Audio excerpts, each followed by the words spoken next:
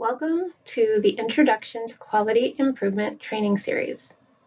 This is a training series made available by the Virginia Department of Behavioral Health and Developmental Services Office of Clinical Quality Management. My name is Mary Beth Cox. I am a Quality Improvement Coordinator at DBHDS, and I will be your facilitator for this training series. This is Part 2, Overview of the Model for Improvement.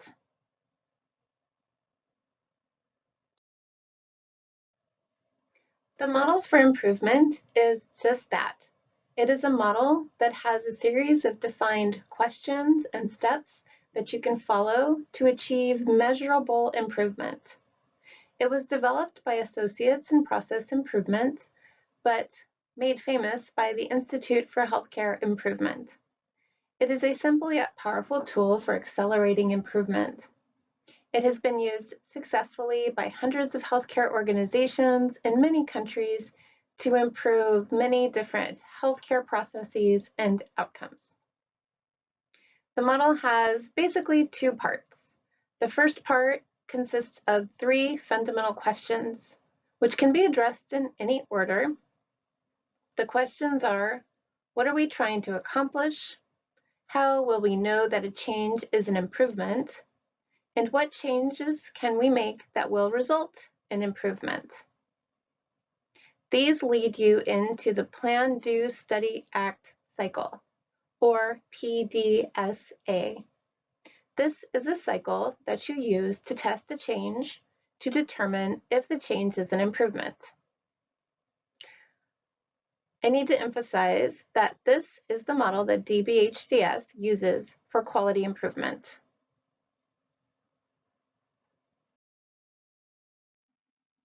Now we're going to take a closer look at answering the 3 questions, starting with the first question. What are we trying to accomplish? You answer this by developing an aim statement. Improvement requires setting an aim. You might hear people use the word goal or objective.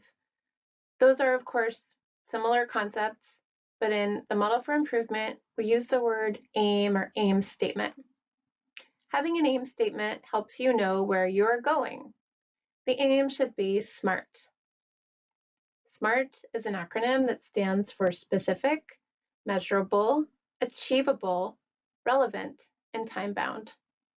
Whenever you've developed an aim statement, it's good to go back and check it to see if you've met all of these criteria. Your aim statement should also define the group or population that will be impacted or that you plan to focus on. We're going to look more closely at developing good aim statements. First, let's take a closer look at what SMART means. Let's start with specific. Specific means that your objective clearly states so that anyone can read it and understand what will be done and who will do it. Measurable objectives will include how the action will be measured. It helps you determine if you are making progress and keeps you on track. This is going to be different than your measure for answering the second question of the 3 questions, but it's definitely related. So you need to make sure that your SMART aim is measurable. It needs to be achievable. This means basically that you can do it. It needs to be realistic, given the challenges or issues in the community or organization, and set you up for success. Next, it needs to be relevant. It needs to make sense and fit the purpose of the project or the mission of the organization or the community. It needs to make sure that it fits, that it's something important to the group that is working on this. And finally, it needs to be time-bound. It needs to have a timeline for completion. Now you are going to do an exercise to pick the best aim statement. Here's your first example. The goal we've identified is to improve employment outcomes. Which of the following is the best aim statement? A, 50% of individuals will have an employment outcome. B, increase the percent of individuals with an employment outcome from 27% to 50%. C, by the end of FY 2023, we will increase the percent of individuals with an employment outcome from 27% to 37%. Or D, by December of 2022, we will increase the percent of individuals who are employed. Which one is the best aim statement?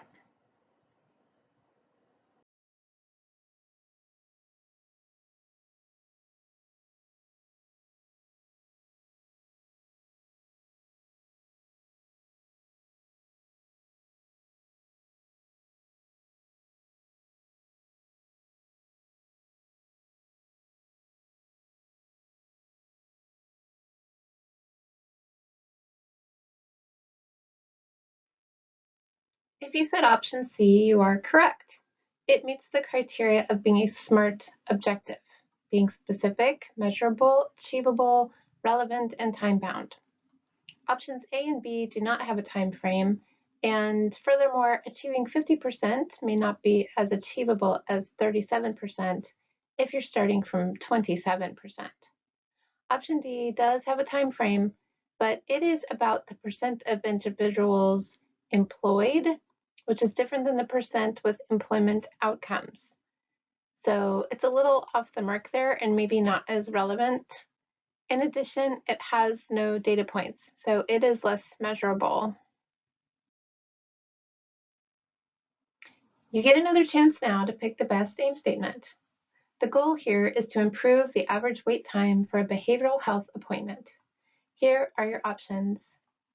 A, we want to reduce the number of individuals waiting for a behavioral health appointment. B, by the end of fiscal year 23, we will decrease the average appointment wait time from 75 days to 30 days or fewer. C, to reduce the wait time by 50%. D, by December of 23, we will decrease the average wait time. Which is the best aim statement?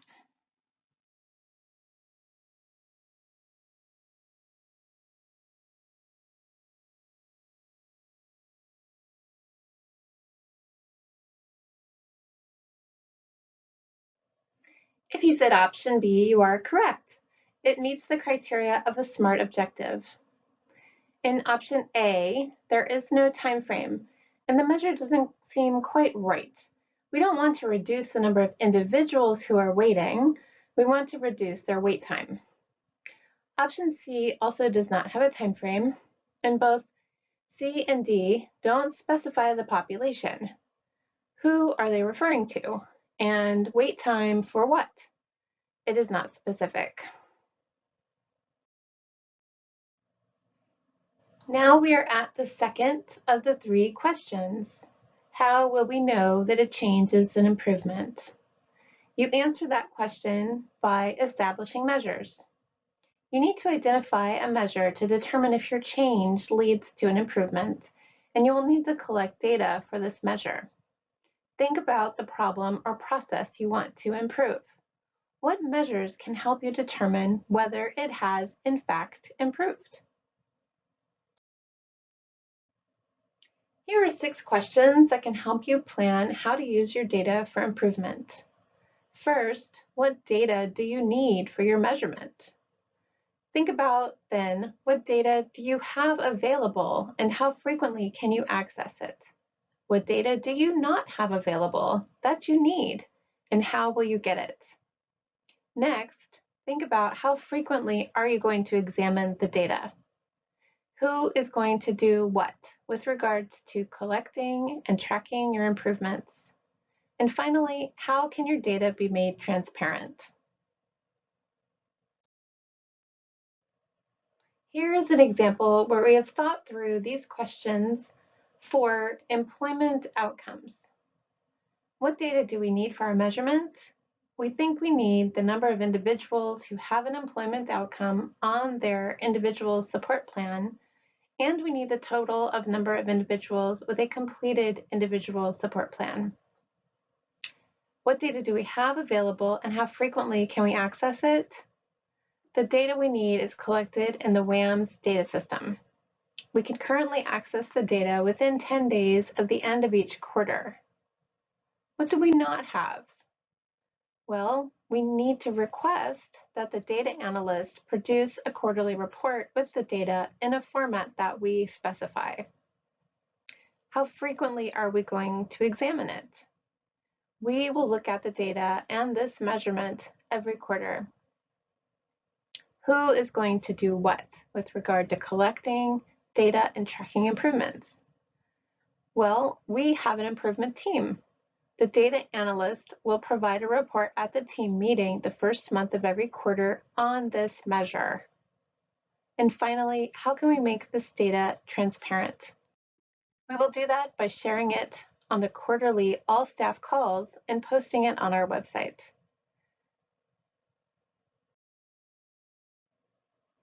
After we've done this work, we've arrived at our measure. We are going to measure the percent of individuals who have an employment outcome. The numerator is the number of individuals who have an employment outcome documented in their ISP that quarter. The denominator is the total number of individuals whose ISP was completed that quarter. We will monitor the data at our first team meeting following the end of each quarter. The data analyst will give a report. Let's talk for a minute about the difference between rate and percent. A rate is the number of things per some other number, usually per 100 or 1,000 or a multiple of 10. A common example is miles per hour. Notice that the items in the numerator, miles, are different than what is in the denominator, hours. We'll look more closely at that in a second. An example from our work might be the rate of fall incident reports per 1,000 individuals. There's an example calculation on this slide. If you have 75 individuals and 10 fall incident reports, the result of that would be 133 fall incident reports per 1,000 individuals. A percentage is a special kind of rate. It is a rate per 100.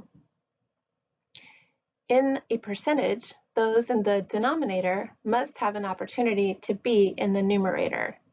So they have to be counting the same thing.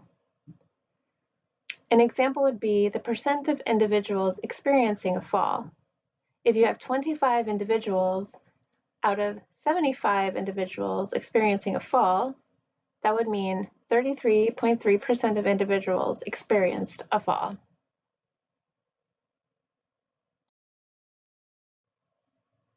Let's talk about when you would want to use a rate or a percent.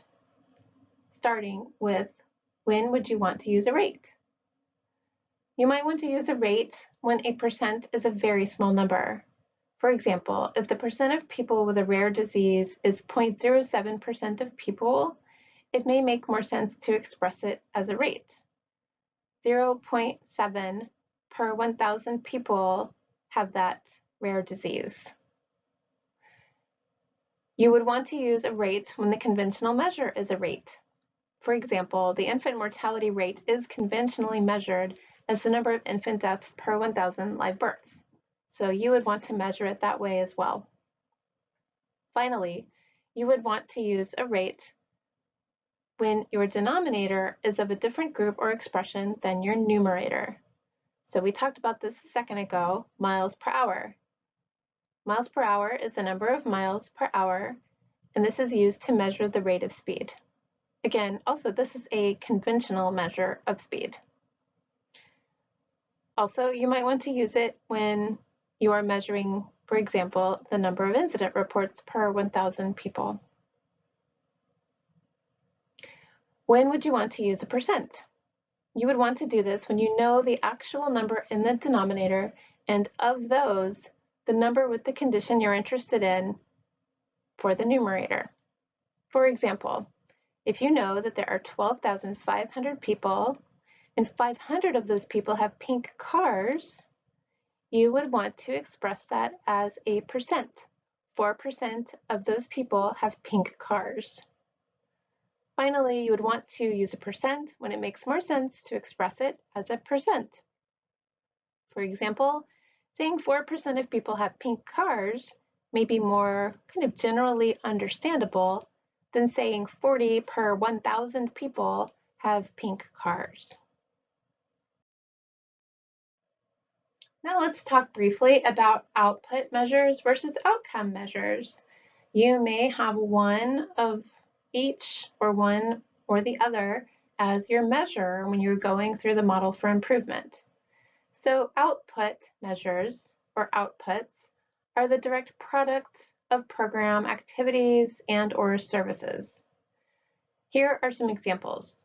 Number of classes taught, number of class participants, number of incidents reported on time, number of counseling sessions, number of people who received services, and number of hours of service delivered.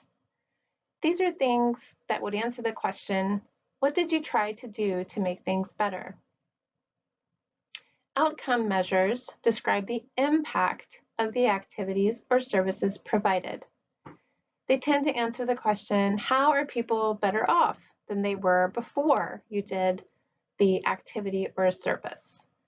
Some general topics for outcomes could be people having greater knowledge, people gaining skills, people having an improved health status or having a healthier behavior, people having improved living conditions, people being more satisfied with their work environment or their living situation.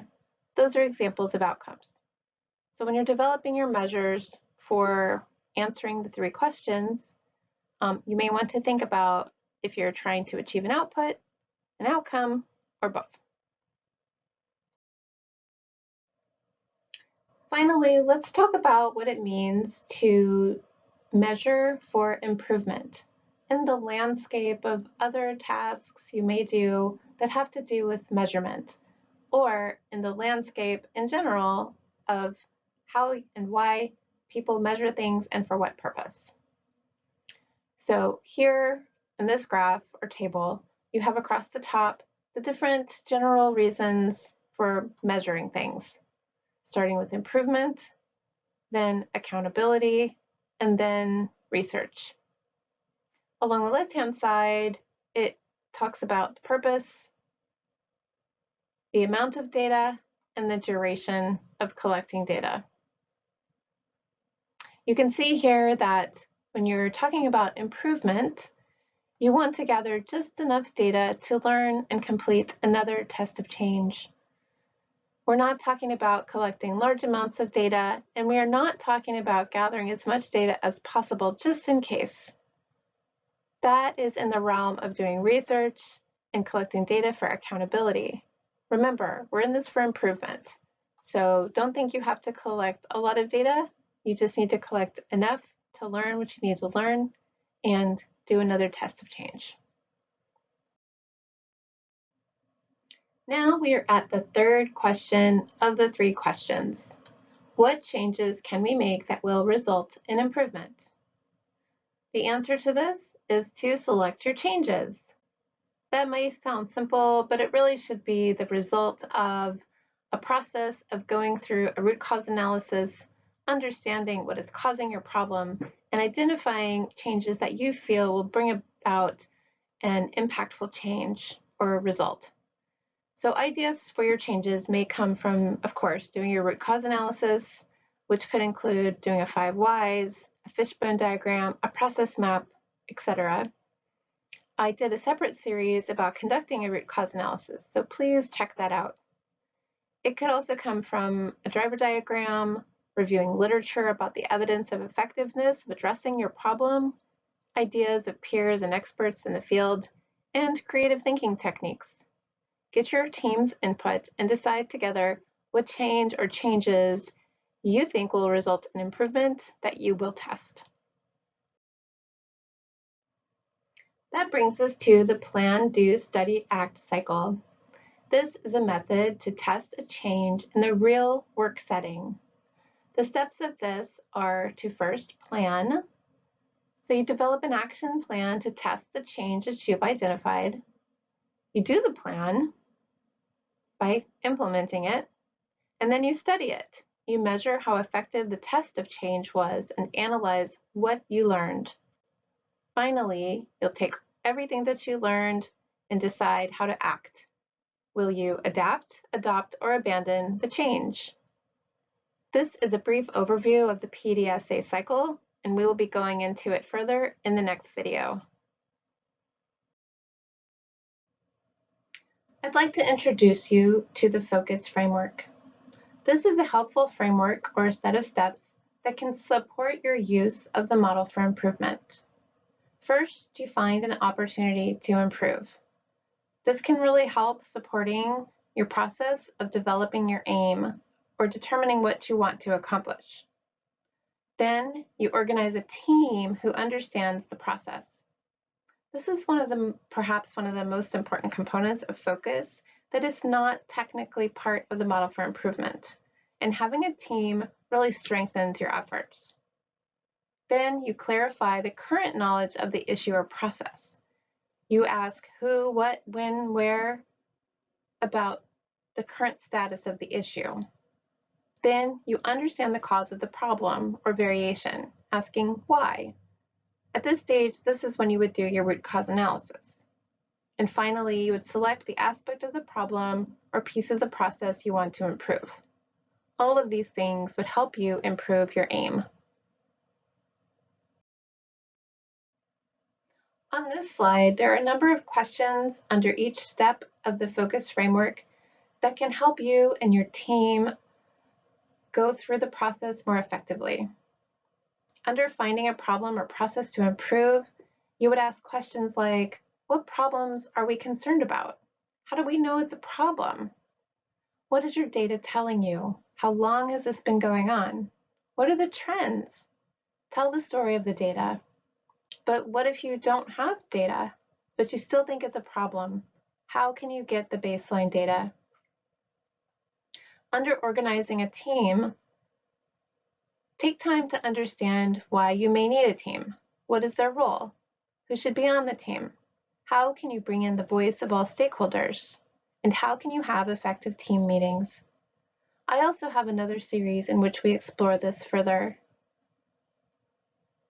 Under C, clarifying current knowledge of the problem, the team together should think about what is your data really telling you? What else do you know about the issue? How does it work now? What has already been done to address this problem? You don't want to reinvent the wheel. Did it work? Why or why not? How do you know? When you get to understanding the reasons for the problem, you really want to know, why is any variation happening? Or why is the problem happening or not happening? What does your root cause analysis tell you? What technique did you use? If it involves a process, have you done a process map, and what did that tell you? Finally, when you get to S, this is the fun part. Well, it's all fun, but this is a fun part. You get to select your improvement strategy. What change or changes can you try to improve the problem? What tools have you used, like brainstorming, to identify the solution?